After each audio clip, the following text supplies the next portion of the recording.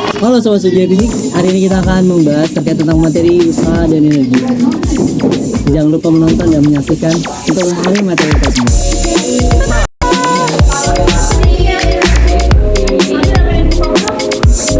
Kita bisa menjelaskan hubungan antara kalor dan perubahan suhu. Tidak hanya itu, kita perlu bisa memahami pengaruh.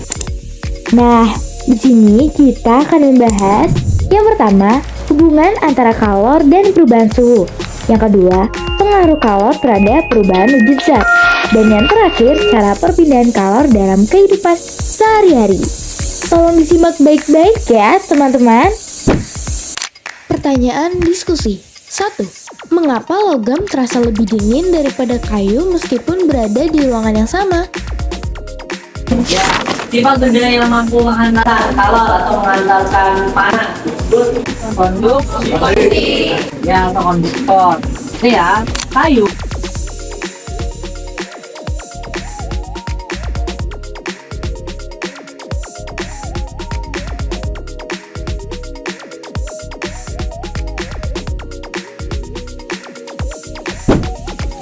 Dua, mengapa saat memasak gagang panci terasa menjadi panas? Karena ternyata logam di panci tersebut dia dapat menghantarkan panas dengan baik. Proses yang dinamakan proses konduksi. Pada saat kita Sama seperti tadi, teman-teman. Prosesnya juga dinamakan konduksi. Panci tersebut biasanya kita menggunakan bahan Mekanisme perpindahan kalor tidak hanya konveksi, kita lanjut. tetapi ada konveksi dan radiasi. derajat panas dinginnya suatu benda.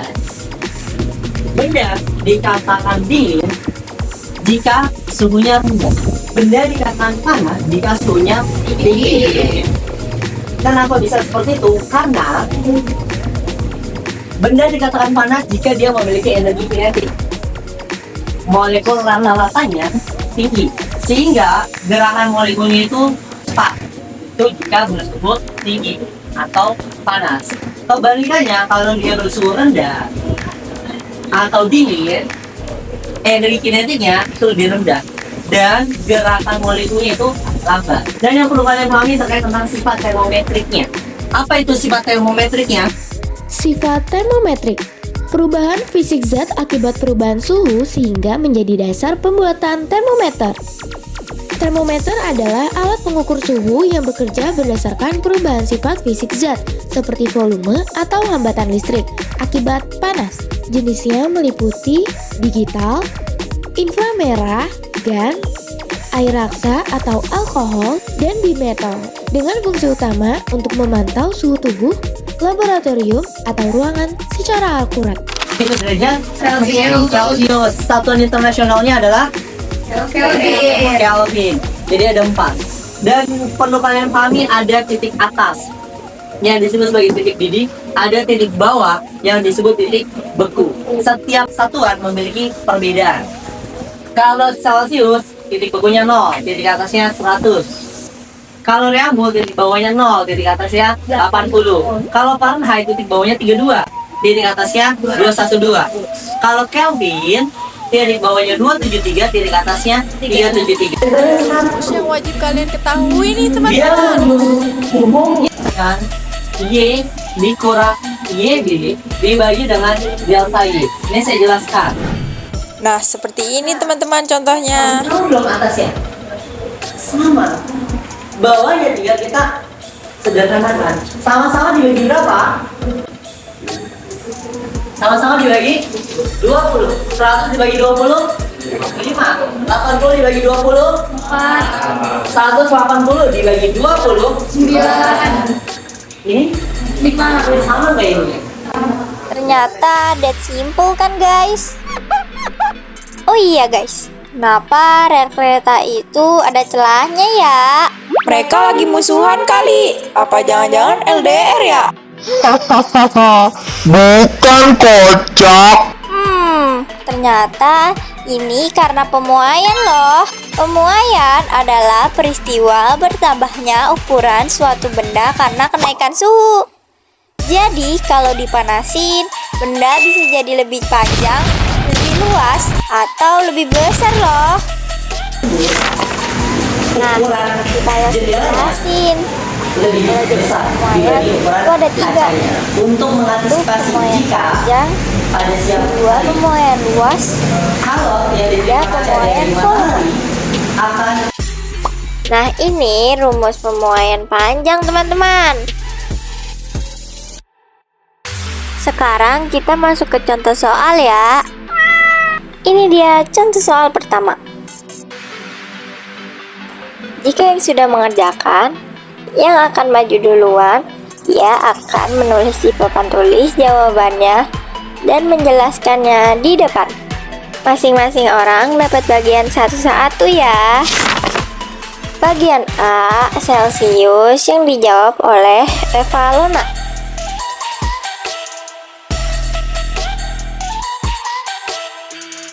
B, yang Reamur, dijawab oleh Heka.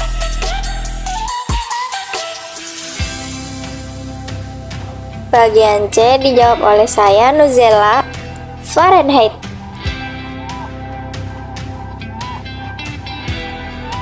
Dan terakhir bagian D, Kelvin, dijawab oleh cahaya lintang.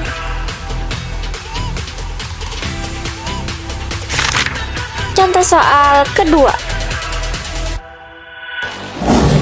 Nah, langsung aja nih, yang A dijawab oleh Raditya.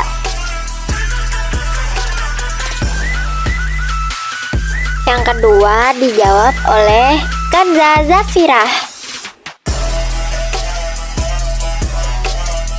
Nah, yang terakhir alias C dijawab oleh Randy Ritchie.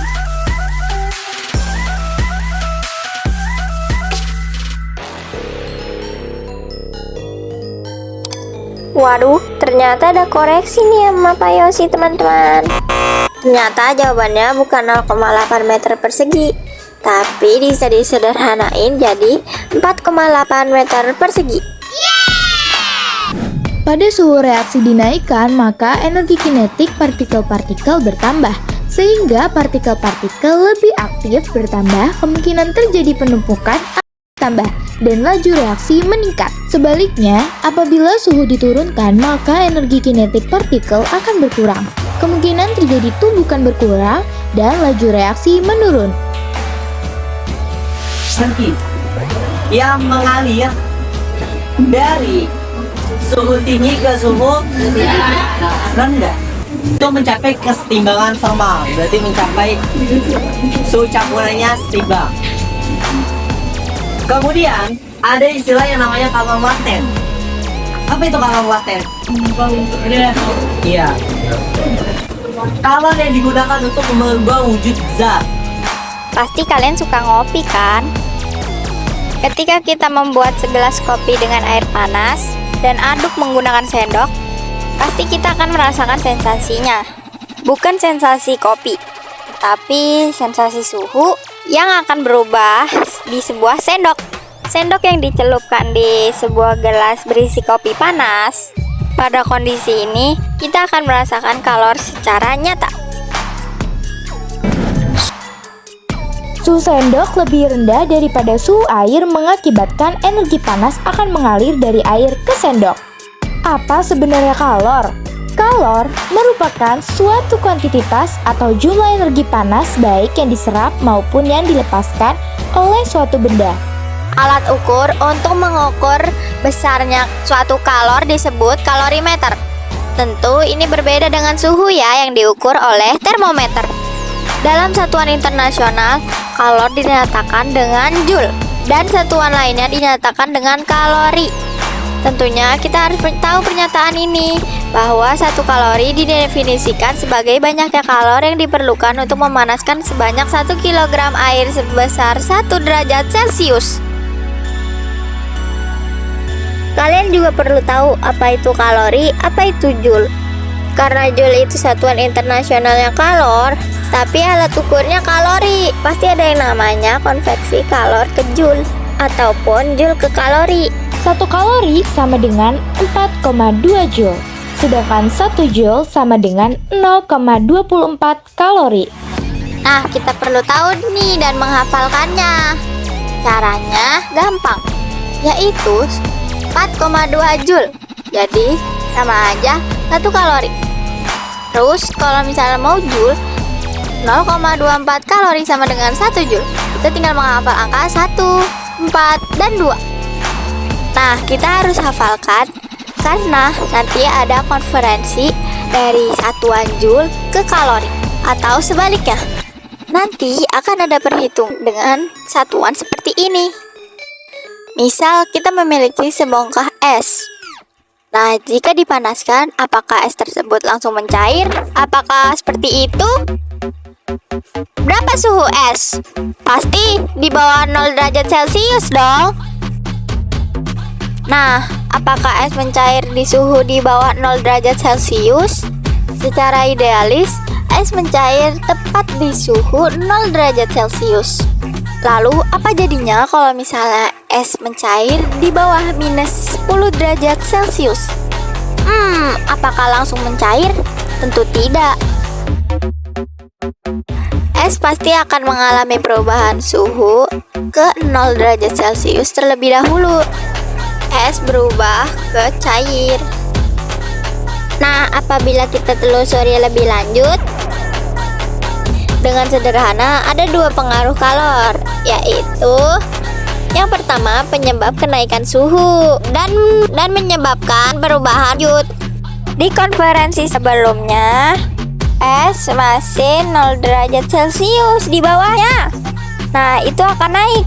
Nah, jadi sekarang ada 2. Ada perubahan suhu, perubahan wujud. Nah, lalu bagaimana hubungan kalor dengan suhu benda? Analogikannya dengan sebuah pertanyaan deh. Apabila kita memanaskan gelas satu di dalam panci dan 2 gelas lain di panci yang lain dengan panas yang sama, mana air yang lebih cepat panas? Pasti kita mengiranya yang 1 gelas ini yang akan cepat panas. 1 gelas air dan 2 gelas air, apa bedanya? Nah, yang membedakan adalah massa airnya. Semakin besar massa air, semakin besar kalori yang diperlukan. Sehingga jika massanya kecil, maka kalori juga dibutuhkan kecil. Sehingga sebuah panci yang diisi air lebih dikit, maka akan cepat panas.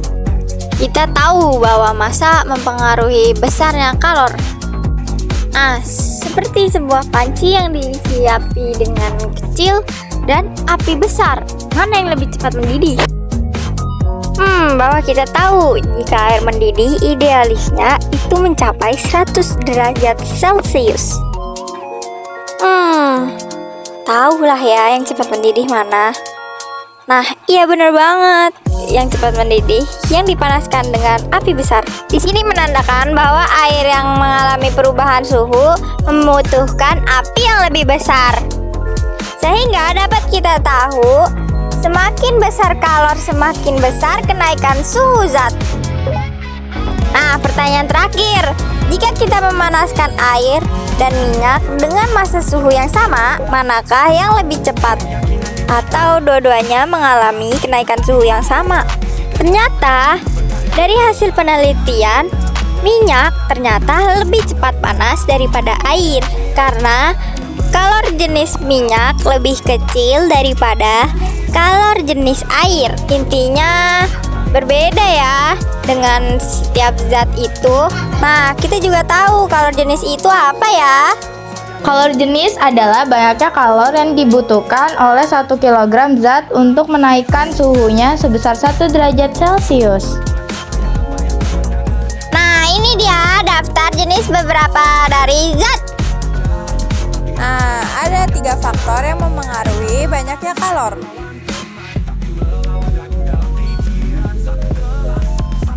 Massa benda M, kalor jenis zat C, kenaikan suhu benda delta T. Ada rumusnya. Q sama dengan M dikali C dikali delta T. Q sama dengan banyaknya kalor Joule, M sama dengan massa benda kilogram, C kalor jenis zat, delta T perubahan suhu. Nah, itu dia rumusnya. Nah, seperti tadi ada contoh soal yang dikerjakan oleh orang yang bagi mau maju.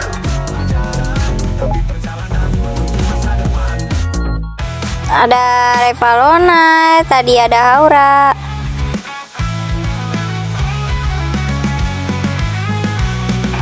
Ada Andi Heka.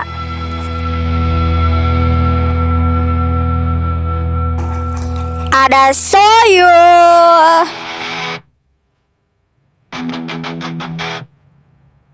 Dan contoh soal nomor 7 yang langsung dijelaskan oleh Pak Yosi. Bukan soal siapa paling kuat, tapi siapa yang tak menyerah dalam tiap percobaan dan arah.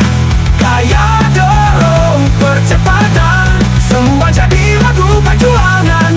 Fisika bukan sekadar teori, tapi cara kita menaklukkan diri. Pantulan cahaya, bayang kemenangan, gravitasi menuntun keseimbangan. Bukan hanya otak yang bekerja, tapi hati dan semangat yang nyala. Kita bertarung bukan melawan teman, tapi melawan aku dalam pikiran satu Terkait tentang suhu, ada yang ingin ditanyakan? Ini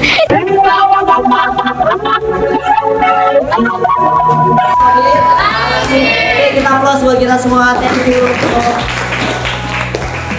Thank you. Thank you.